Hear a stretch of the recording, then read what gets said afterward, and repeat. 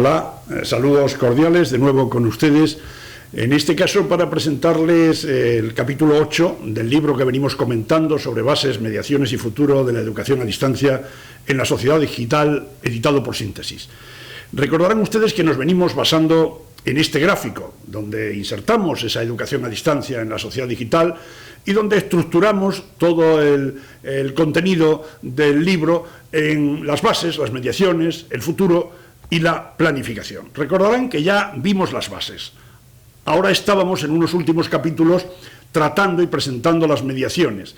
Y hoy concretamente nos corresponde hablar de esa mediación fundamental que suponen los docentes. Los docentes, los profesores, los formadores, como elemento sustancial, como mediador sustancial para el logro de competencias, para el logro de objetivos, en definitiva, para la enseñanza, para la educación, que supondrían el logro de esos aprendizajes valiosos. Bien, entonces vamos con los docentes. ¿Recuerdan ustedes que en la primera presentación, cuando yo les hablaba del concepto de educación a distancia, yo les proponía el gráfico este que aparece en la pantalla? Yo le llamaba el edificio de la educación a distancia. Era una sencilla casita sobre la educación a distancia. Pero si se fijan bien en este gráfico, observarán como si les faltase algo. Miren dónde apuntan las flechas que les señalo. ¿No les parece que ahí debajo falta algo? Porque si lo miran bien y lo mantuviésemos así, lo normal es que sucediese esto. El edificio se nos vendría abajo. ¿Por qué se nos vendría abajo? Porque faltan los cimientos.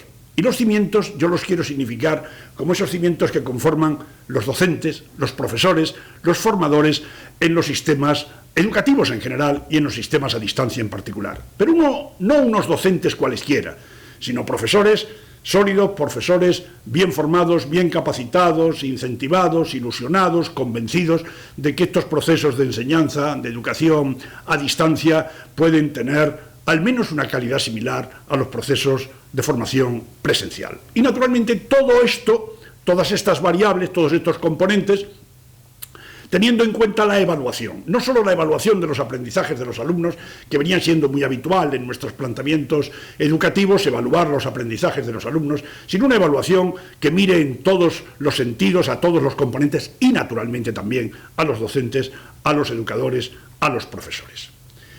¿Cuáles serían los perfiles docentes en educación a distancia que yo les quisiera destacar a ustedes? Les quiero significar que estos perfiles que van a aparecer en la pantalla son perfiles que de una u otra forma, en cualesquiera propuestas formativas de educación a distancia, en cualesquiera de sus formulaciones, se hacen precisos. Otra cuestión es qué personas las tienen que desempeñar. De ahí harían falta los que coordinarían a todos esos docentes o distintos perfiles que tienen que incidir en la misma asignatura, en el mismo curso, en la misma acción formativa. Tendríamos los expertos, los que saben de aquel contenido, de aquella materia, de aquella disciplina o saber que es motivo de ese curso que vamos a diseñar. Harían falta los pedagogos que nos orientan sobre cómo aprender mejor, sobre cómo esos aprendizajes pueden llegar a mejor puerto, cómo comunicar mejor para que se adquieran esos contenidos, para que se logren esos objetivos, esas competencias. Hacen falta los especialistas en medios, esos apoyos que los docentes necesitamos para ese audio, ese vídeo, ese formato digital. Hacen falta los técnicos, porque en una sociedad digital prácticamente todo, y en enseñanza a distancia, lo hacemos a través de la red. Se nos cae la red, que si la plataforma funciona, que si el acceso tiene problemas, los técnicos se hacen precisos. Hacen falta lo que yo denomino los directores de aprendizaje, los directores del proceso, es decir, aquellos que inician, que motivan, que siguen, hacen el seguimiento, que desarrollan, que evalúan, los que desarrollan la didáctica concreta, que en muchos casos era en los que nos fijábamos solo como profesores, esos son los docentes. Pero aquí hay una figura también esencial que son los tutores, los profesores tutores, que son la cara, son la imagen más directa de los procesos de enseñanza y aprendizaje abiertos y a distancia. Fíjense ustedes que en instituciones que no sean macro, en las macroinstituciones prácticamente esas 7 figuras que yo he propuesto ahí en muchos casos están conformadas cada una de ellas por varias personas, por varios equipos. Si la institución es más pequeña, ese coordinador, ese experto, ese director del proceso y ese tutor en muchos casos suelen coincidir en la misma persona.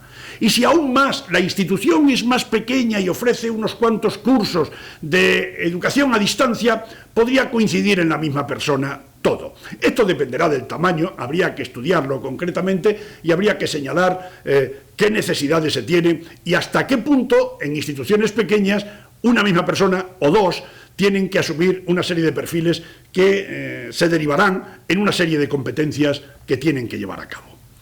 Bien, miren ustedes, les voy a proponer ahora un gráfico en el que vamos a hablar para que esos docentes a los que nos estamos refiriendo hoy sean de auténtica calidad. ¿Cuáles serían los compromisos que tendrían que asumir esos docentes?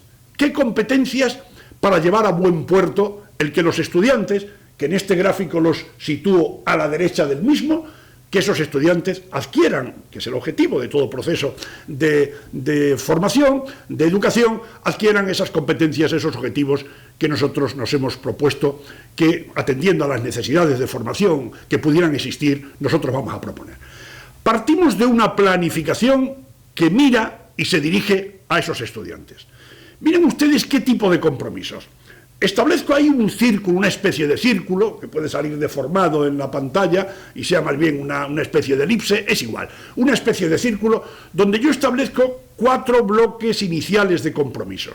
Habría un compromiso profesional o laboral que lo que nos estaría pidiendo, lo que nos estaría exigiendo es el cumplimiento de las obligaciones contractuales. Nosotros formamos parte de una institución y tenemos que cumplir como profesionales ese contrato. Es decir, es derivar la enseñanza, esa acción de enseñar, en una auténtica profesión.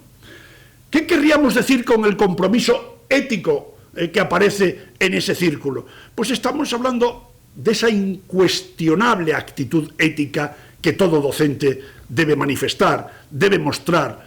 No se puede permitir hablar de profesionalidad en educación sin un compromiso de carácter deontológico evidente y claro. Tenemos también un compromiso de carácter formativo, de actualización. Hombre, los avances sociales, los avances tecnológicos de la sociedad actual exigen que cualquier profesión esté al día. ¿Cómo no? En una profesión que se dedica a formar a esas futuras generaciones. Y finalmente ese compromiso colaborativo para que podamos, para que nos acostumbremos, para que tengamos ese compromiso de verdad, esa competencia de compartir ideas, de compartir pensamientos, compartir acciones con los docentes de nuestra misma institución, con docentes de otras instituciones y a través de las redes con docentes pues mucho más allá de las fronteras del país donde esté ubicada la institución. Pero fíjense que ahora dentro de ese gran círculo yo voy a ubicar otros para seguir con los compromisos fundamentales. Aquí les voy a proponer 4 que son clave. El compromiso disciplinar, el referido a los contenidos. Este sería el compromiso o competencia de carácter científico. Usted tiene que dominar la materia de la que es docente.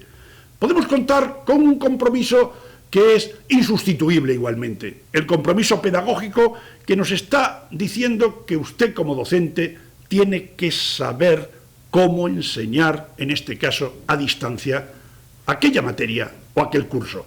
Y ahí podemos entrar con una serie de competencias de carácter metodológico que pueda analizar o proponer distintas vías, de carácter de comunicación, la mejor comunicación con aquellos que van a aprender, de carácter tutorial, la mejor relación de apoyo, de ayuda a aquellos que aprenden, y la evaluación, una evaluación que se fije más en lo formativo que en lo meramente sumativo. Haría falta un compromiso de carácter tecnológico, que pudiera de verdad integrar la tecnología en todo el proceso de formación. Tecnología que nos va a valer tanto para lo disciplinar, para aplicarla a los contenidos, tanto como para aplicarla al ámbito pedagógico, como para aplicarla al ámbito investigador, que sería el 4º círculo que yo les propongo en este esquema. Ese compromiso investigador, innovador, investigar, investigación-acción. No piensen que solo me estoy refiriendo a acciones formativas en el ámbito universitario, donde parece que cuadra mejor esto de la investigación, sino esa investigación-acción, investigación sobre la tarea, investigación sobre el desarrollo profesional que todo docente debería llevar a cabo. Y en el ámbito de la educación a distancia, esto se hace cada vez más preciso. Con esa investigación podemos dar el siguiente paso para llegar a la innovación. Investigar sobre los contenidos, investigar sobre las propuestas pedagógicas, investigar sobre las propias tecnologías que pretendemos integrar en estos procesos de formación. Fíjense ustedes que hay intersecciones entre los distintos círculos. Una intersección que sería lo disciplinar y lo pedagógico, alguien que solo se ocupase de esos dos compromisos. O, sin embargo, el otro que sería el pedagógico y el tecnológico, o el investigador y el tecnológico, o el disciplinar y el investigador. Y vean ustedes que en el centro quedaría pues ese docente ideal que contempla los compromisos disciplinares, pedagógicos, tecnológicos e investigadores. Ese docente sería el ideal, además adornado por el gran círculo que aparece de los compromisos que inicialmente les había propuesto. Fíjense que además, dentro de las intersecciones, quedan algunos en los que estarían todos menos la pedagogía, o en este todos menos la tecnología, o en este todos menos la investigación, o en este otro todos menos los contenidos. Yo les propongo quedaría un elemento fundamental que también quiero destacar y que muchos insisten en las distintas presentaciones que yo tengo oportunidad de realizar. No olvidemos el compromiso de gestión. Esto en la universidad, donde realmente existen, por necesidades, muchos cargos de gestión, no podemos cerrar los ojos, no podemos dar la espalda a cuando se nos puede exigir un compromiso de participar en la gestión de nuestra institución, de nuestra universidad, de nuestro centro, en definitiva. Miren ustedes todas esas combinaciones posibles que yo se las propongo ahora en la pantalla. No las vamos a desarrollar, serían las intersecciones de los círculos a los que antes aludía. Se lo propongo a ustedes para que, si quieren, establezcan un debate sobre qué pasaría con aquellos docentes que solo quieren asumir dos tipos de compromisos, cualesquiera de los que están ahí planteados, el disciplinar o pedagógico, el tecnológico y pedagógico, que sea el investigador y pedagógico. Analicen ustedes y planteen debate ustedes mismos, o si quieren con sus propios estudiantes. Y si damos un paso más, esas intersecciones que se podían dar entre 3 de los 4 círculos que les proponía en el gráfico anterior. ¿Qué pasaría con ese tipo de profesores? Evidentemente mejorarían lo que proponía en la pantalla anterior, pero desde mi punto de vista no debería ser suficiente, y menos en ámbitos universitarios. Pero claro, como estamos en educación a distancia, yo no me voy a detener en los compromisos que podrían cuadrar también mucho más en propuestas de carácter presencial. Aquí hay que poner un énfasis especial en una serie de competencias tecnológicas, competencias de carácter tecnológico que el docente de educación a distancia debe mostrar, debe haber adquirido. A veces, si consultamos en la red, no digamos, aparecen listas inmensas de competencias digitales que necesitan los profesores en la enseñanza virtual. Yo les propondría aquí, creo que he seleccionado unas 15. Vean ustedes que lo primero que tendría era que dominar la terminología propia, que es una terminología muy específica en todo lo que a la tecnología se refiere. Manejar lo que son los ordenadores y los periféricos, las computadoras, los periféricos, saber cómo se conectan, cómo se instalan, cómo se configuran distintas aplicaciones, cómo se gestionan. Internet, la navegación, es un elemento básico que hoy prácticamente lo tiene cualquiera, evidentemente nuestros alumnos, sin lugar a dudas. Las plataformas virtuales, los entornos virtuales de aprendizaje, los marcadores y agregadores, las herramientas y servicios 2.0, no las desarrollo, pero son, ya digo, competencias que deberíamos hacer un esfuerzo, porque todo docente que se dedique a una educación a distancia debería tener asumidos. Videoconferencia, webconferencia, todo hace referencia al aprovechamiento de los juegos como posibilidades educativas. Imagen y vídeo digital. Yo no les estoy pidiendo que ustedes sean expertos en la elaboración de vídeos digitales, por ejemplo, pero sí que sepan utilizar a efectos de docencia, a efectos educativos, con carácter pedagógico, tantas imágenes y tantos vídeos que tenemos a nuestra disposición en la propia red. Manejar y entender sobre las redes sociales, sobre los beneficios que para la educación pueden aportarnos, los organizadores gráficos para realizar distinto tipo de presentaciones, el aprendizaje móvil. Y finalmente les dejo aquí unas competencias que yo las he destacado, o las he entresacado de toda esa relación de estas 15 que yo les propongo, que sería competencias digitales referidas a la investigación. Nosotros como docentes tenemos que utilizar estas herramientas de carácter tecnológico para nuestra investigación, e incluso investigar sobre ellas. Y también tener muy en cuenta nosotros y trasladarlo a nuestros estudiantes todo lo que está en el entorno de la seguridad y de la ética en las redes. en la red, en Internet, en definitiva. Es muy importante esto y que, como digo, se lo sepamos transmitir a nuestros estudiantes. Y si estamos en niveles no universitarios, también a los padres, a las familias de nuestros estudiantes. Hay una figura esencial, se la mostraba a ustedes en el gráfico inicial, que es el profesor tutor en los sistemas a distancia. De manera muy sintética, les voy a señalar las que yo entiendo que serían bloques de funciones o tareas de un tutor en entornos de enseñanza a distancia. Ahí en el centro tendríamos al estudiante, que es el objetivo de nuestro esfuerzo, de nuestra puesta en práctica del proceso formativo, de nuestra acción didáctica. Y miren ustedes que yo les señalo aquí como 4 bloques de competencias. Por una parte serían las de carácter académico o pedagógico. A nosotros nos interesa que aquellos contenidos que son propios de la asignatura, del curso que ponemos en funcionamiento, puedan ser adquiridos por el estudiante. Al final pueda obtener unos logros académicos que sean aquellos que hemos pretendido. Es una acción de carácter académico, pedagógico, de facilitación, de dinamización, sobre esos contenidos, esos aprendizajes. Hay por otra parte una función, una tarea de carácter orientador, de carácter más social, de carácter más relacional, con los individuos, con el grupo. Están naturalmente en el libro que venimos comentando desarrollados los catálogos que hacen referencia a cada uno de estos bloques que yo les estoy mostrando. Por otra parte, haría falta esa competencia tecnológica, porque no siempre tenemos al técnico, ni siquiera en las macroinstituciones, no siempre tenemos al técnico que nos saque de aquel problema con el que nos estamos encontrando. Nosotros tenemos que aportar y dar la posibilidad a los estudiantes que ante las dudas básicas que van a tener en el uso de las herramientas tecnológicas, nosotros como profesores tutores, como tutores, se las podamos solucionar. Y finalmente, sobre todo si estamos en el ámbito, como decía antes, universitario, esa función, esa tarea investigadora. Porque tenemos que investigar sobre la acción, tenemos que investigar sobre lo que hacemos, con la finalidad de poder mejorar, de poder innovar. Pero no nos olvidemos que todas esas tareas o funciones tienen que estar dentro de un marco de otra función, de otra tarea, que es la que yo denomino de carácter institucional. Nosotros somos docentes que pertenecemos a una institución, a una universidad, a un centro. Y de alguna manera no podemos, entre comillas, si quieren ustedes, traicionar los ideales, las propuestas, las finalidades educativas que pueda tener ese centro. Hay además una función de nexo entre el estudiante y la institución que nosotros como docentes, nosotros como profesores tutores, lo tenemos que poner a la vista, lo tenemos que poner en juego, lo tenemos que poner en definitiva en la práctica. Así es que quedarían esas 5 funciones o bloques de funciones o tareas que un tutor en entornos de educación a distancia debería llevar a cabo. Y ya vamos terminando. Si estamos hablando de la tutoría, por una parte el tutor, el estudiante, recuerdan ustedes que este gráfico formaba parte también de ese modelo del diálogo didáctico mediado que yo les presentaba en otra de los capítulos de esta serie que tienen ustedes en Internet. Bueno, miren ustedes, aquí hablamos de las modalidades y de los medios para una tutoría de calidad en educación a distancia. Bueno, las modalidades ya las sabemos, la presencial y la a distancia, son las 2 modalidades básicas de tutoría. Se puede realizar una tutoría presencial con las características que eso debe tener en cuenta. Si se abusa de ello sería la negación de la educación a distancia, y una tutoría a distancia.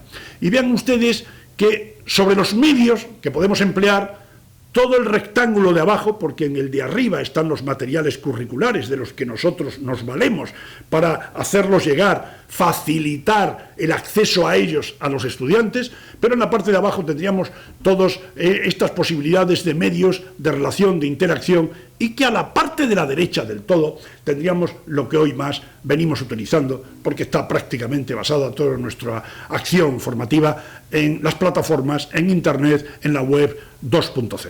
En fin, quede ese esquema, podría dar más de sí, evidentemente, para comentarios, pero quede ahí como un elemento sustancial que nos habla de las modalidades y de los medios para una tutoría eficaz.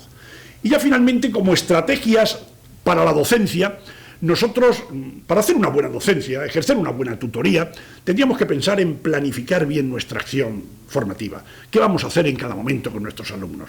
Hay que conocer a los alumnos al grupo, dependerá del tamaño. Claro, aquí si hablamos de un MOOC, por ejemplo, esto sería ridículo plantearlo, pero en otros procesos evidentemente es fundamental.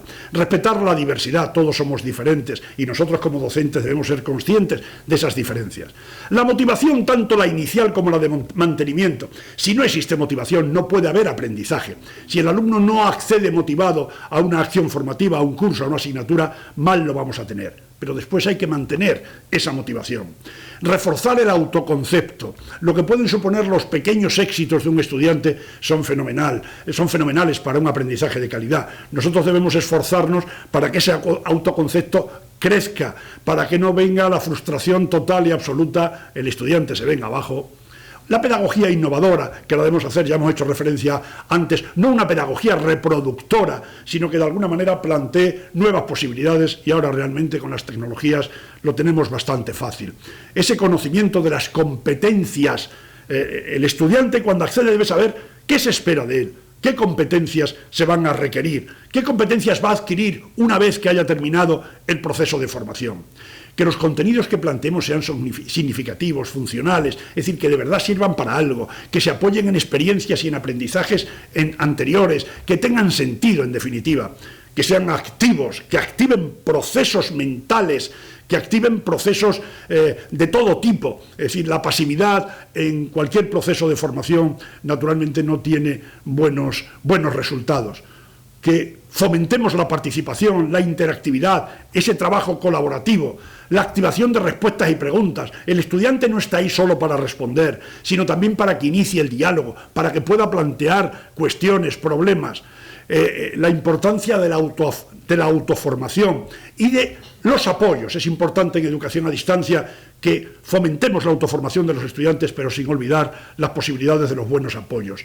La realimentación constante, ese feedback constante. La graduación de la tarea. Esto es importante en educación a distancia. Graduar la tarea. Nuestros alumnos se nos pueden ahogar, permítanme ustedes la expresión. Pueden saturarse hasta efectos que al final, permítanme, puedan romperse. Y eso sería bastante peligroso. La transferibilidad de los aprendizajes, es decir, que vean que aquello que aprenden está sirviendo para algo, lo podemos aplicar a realidades concretas.